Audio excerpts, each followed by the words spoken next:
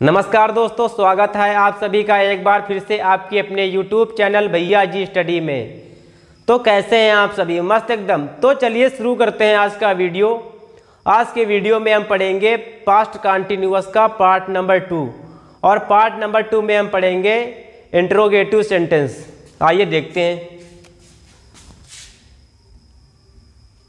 Part 2। Part 2 में आज हम पढ़ेंगे इंट्रोगेटिव सेंटेंसेस। अभी तक हमने क्या क्या पढ़ा है? इसके पहले वाले वीडियो में अफर्मेटिव सेंटेंस और नेगेटिव सेंटेंस। अब पढ़ेंगे हम इंट्रोगेटिव सेंटेंसेस। चलिए शुरू करते हैं। इसका हिंदी में अर्थ होता है प्रश्नवाचक वाक्य। प्रश्नवाचक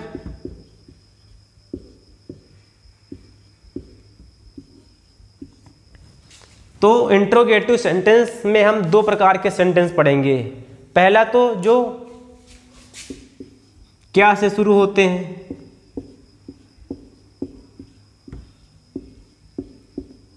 क्या से शुरू होने वाले।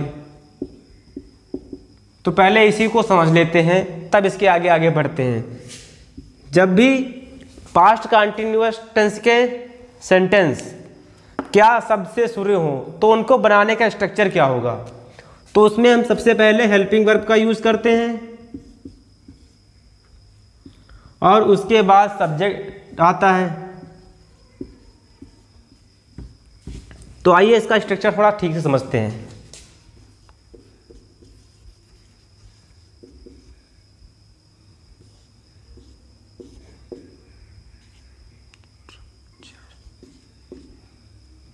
स्ट्रक्चर तो सबसे पहले क्या आएगा? Helping verb. हेल्पिंग वर्ब में क्या आएगा? या तो वाज आएगा या तो वेयर आएगा। वाज या वेयर में से कोई एक आएगा। उसके बाद सब्जेक्ट आएगा। फिर उसके बाद यदि नॉट यूज होगा तो नॉट का यूज करेंगे, वरना इसको छोड़ देंगे। उसके बाद आएगी मेन वर्ब की फोर्थ फॉर्म कहिए या आईएनजी फॉर्म कहिए। क्या बताया? या तो फोर्थ फॉर्म कहिए या आईएनजी फॉर्म। उसके बाद ऑब्जेक्ट आएगा। उसके बाद अदर वर्ड और अंत में क्वेश्चन मार्क लगाना आपको नहीं भूलना है।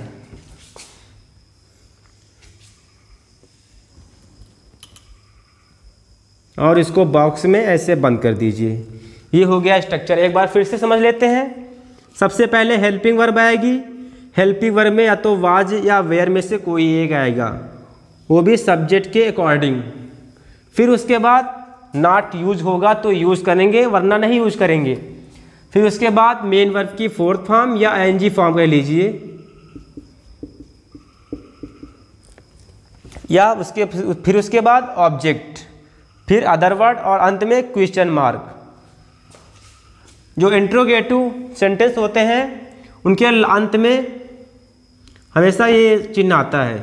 इसी से पता चलता है कि वह इंट्रोगेटिव सेंटेंस है कि नहीं।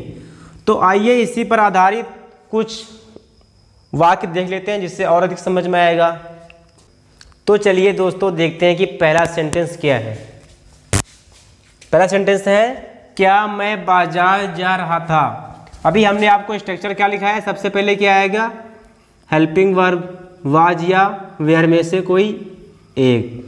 उसके बाद सब्जेक्ट आएगा। उसके बाद नॉट आएगा। उसके बाद मेन वर्ब की फोर्थ फॉर्म।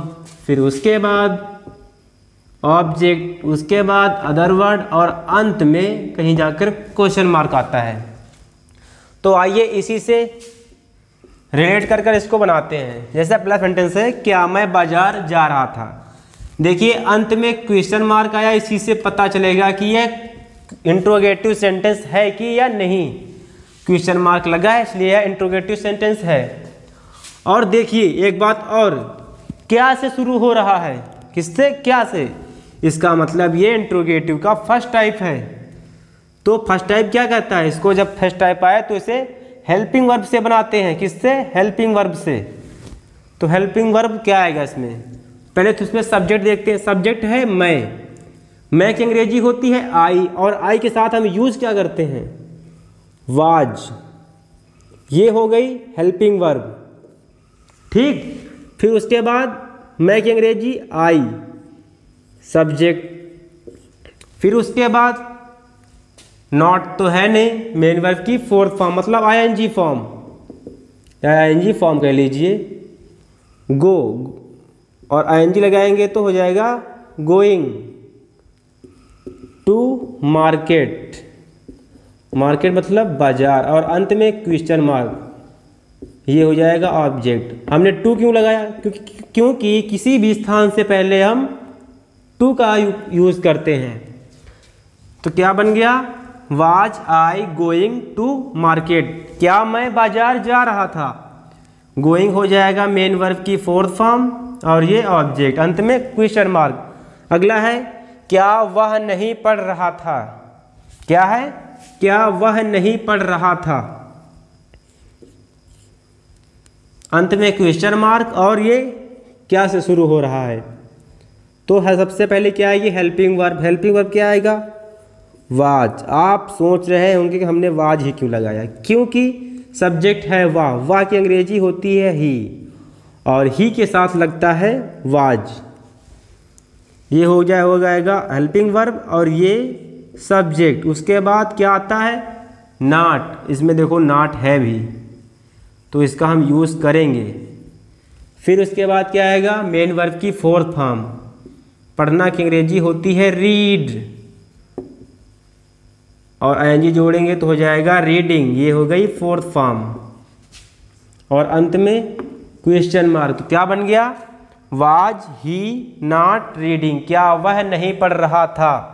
अगला है क्या हम नहीं रो रहे थे। सब्जेक्ट है हम की अंग्रेजी होती है वी, और वी के साथ हम यूज़ करते हैं वेयर। देखो हेल्पिंग वर्ब पहले आ गई और सब्जेक्ट बाद में, फिर नॉट, देखो स्ट्रक्चर के अकॉर्डिंग ही चल रहे हैं ना। फिर फोर्थ फॉर्म, रोना की अंग्रेजी होती है वीप, आईएनजी जोड़ेंगे तो जाएगा वीपिंग, और अंत में क्वेश्चन मार्क। क्या बन गया? Were we not weeping. तो आइए इसी तरह चौथा सेंटेंस देखते हैं। चौथा सेंटेंस है क्या वह गहरी नींद में सो रहा था। तो सब्जेक्ट है वाह की अंग्रेजी होती है ही, और ही के साथ लगता है वाज, और वाज हम यूज़ करेंगे पहले क्योंकि ये इंट्रोगेटिव सेंटेंस का नियम कहता है। तो वाज आ गया पहले, फिर क्योंकि वाज हेल्पिंग वर्ब है, सब्जेक्ट, उसके बाद क्या आता है? नॉट तो इसमें है नहीं, फिर मेन वर्ब की फोर्थ फॉर्म, सोना मतलब स्लीपिंग, आईएनजी जोड़ेंगे ना इसलिए स्लीपिंग हो जाएगा। ये हो गई मेन वर्ब की फोर्थ फॉर्म। गहरी नींद में मतलब साउंडली, अंत में क्वेश्चन मार्क। तो क्या बन गया? वाज ही स्लीपिंग साउंडली, और अंत में क्वेश्चन मार्क। और इसके बाद अब हम पढ़ेंगे इंट्रोगेटिव का सेकेंड टाइप। तो आइए समझते हैं। तो आइए इसका हम सेकेंड टाइप समझने जा रहे हैं। अब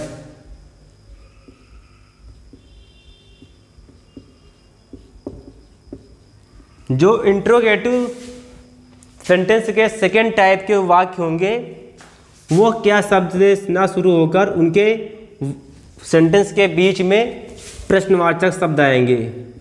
क्या बताया? वाक्यों के बीच में क्या आएंगे? प्रश्नवाचक शब्द मिलेंगे आपको, प्रश्नवाचक शब्द। और प्रश्नवाचक शब्द कौन कौन से हो सकते हैं? कहाँ, कब, कैसे, कौन, क्यों, किसे, किसको, कितना, कितनी, कितनी, कितना कह लीजिए, etc। ये शब्द यदि आपको वाक्य के बीच में मिले तो आपको पता चल जाएगा कि ये इंट्रोगेटिव सेंटेंस का सेकेंड टाइप है। और अंत में आपको क्या मिलेगा? क्वेश्चन मार्क एकदम लास्ट में, मतलब अंत में मिलेगा आपको यह निशान, और वाक्यों के बीच में ये वर्ड में से कोई एक वर्ड मिल जाएगा। और कहाँ की इनकी अंग्रेजी देख लीजिए, कहाँ की अंग्रेजी होती है वेयर। वैसे आपको हमने इसके पहले वाले वीडियो में लिखा भी दी है। और कब की होती है व्हेन, कैसे की होती है हाउ, कौन की होती है हु, क्यों की होती है व्हाई, किसे की होती है होम,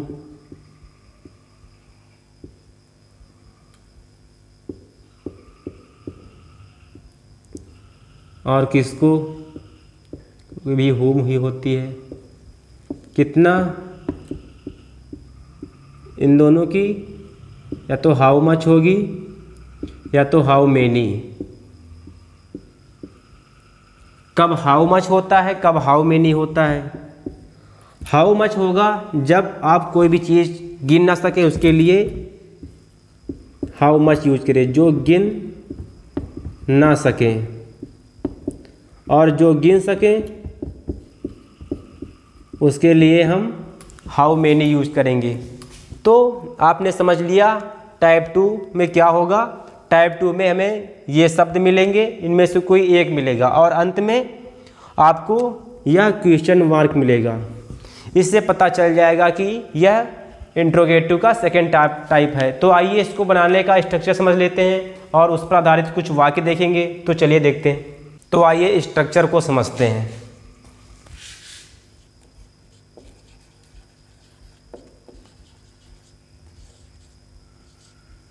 स्ट्रक्चर, सबसे पहले इसमें हमें उन क्वेश्चन वर्ड की अंग्रेजी लिखनी होगी।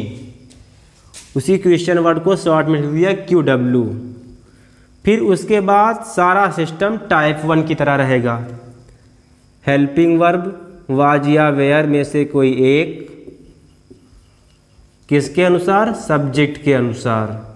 फिर उसके बाद नॉट, उसके बाद मेन वर्ब की फोर्थ फॉर्म, फिर ऑब्जेक्ट, फिर अदर वर्ड, और अंत में आपको इन महाशय को नहीं भूलना है, मतलब क्वेश्चन मार्क को।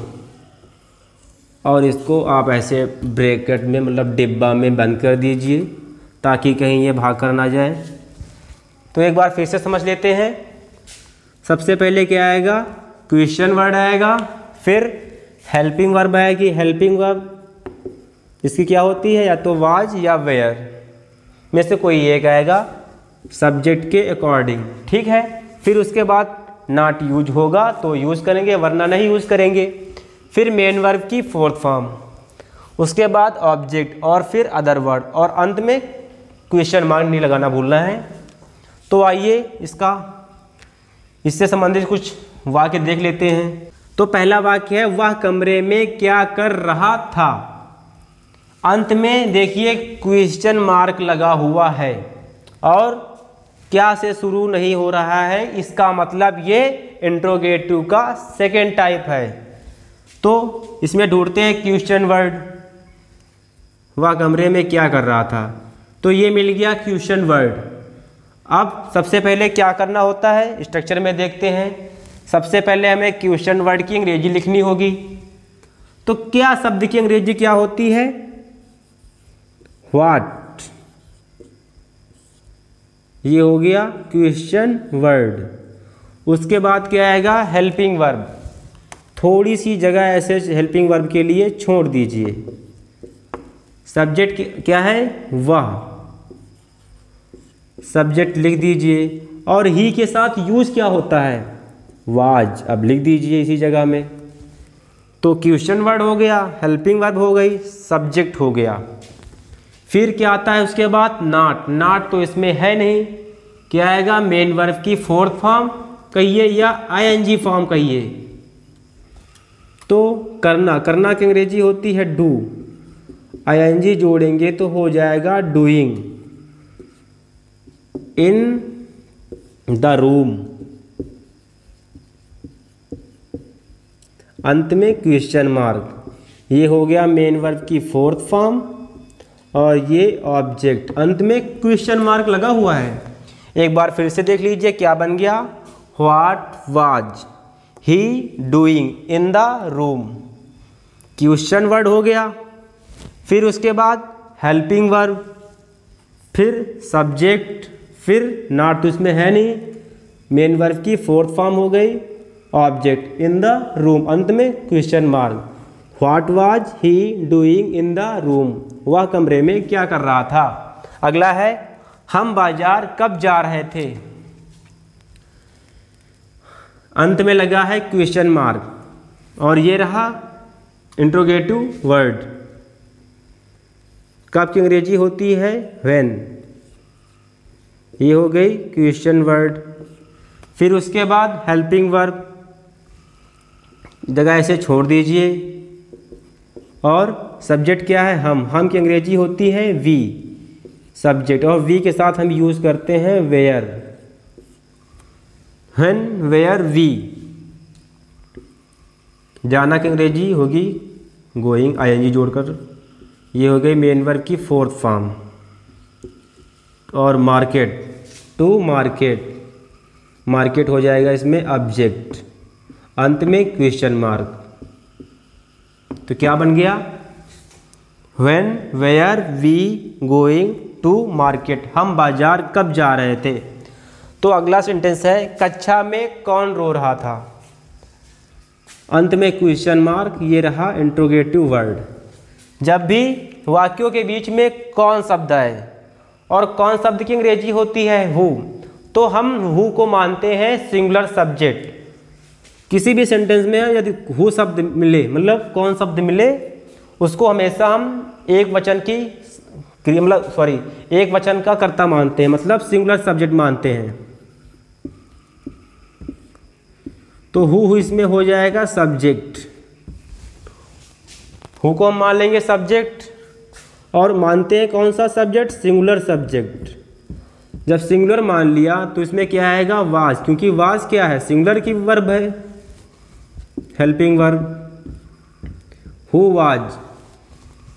फिर क्या आता है, हेल्पिंग वर्ब। इसका जो यूज है हम अफर्मेटिव सेंटेंस की तरह करते हैं। तो हु वाज वीपिंग